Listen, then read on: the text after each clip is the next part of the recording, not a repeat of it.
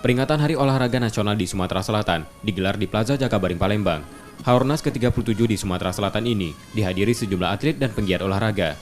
Peringatan ini juga menjadi momen untuk membangkitkan prestasi olahraga Sumatera Selatan di kancah nasional. Selain itu, Sumsel juga meluncurkan program Sejuta Bola. Dengan program Sejuta Bola, Pemprov Sumsel berharap dapat membangkitkan kecintaan masyarakat pada olahraga, serta menjadikan Sumatera Selatan dan Jakabaring sebagai daerah yang berorientasi pada sport science, sport industri, dan sport tourism.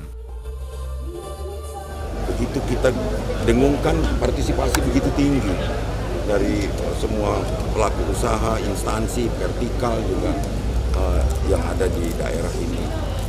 Kenapa kita buat program Sejuta Bola ini? Bukan hanya karena kita mengatakan pertama kali, bukan begitu.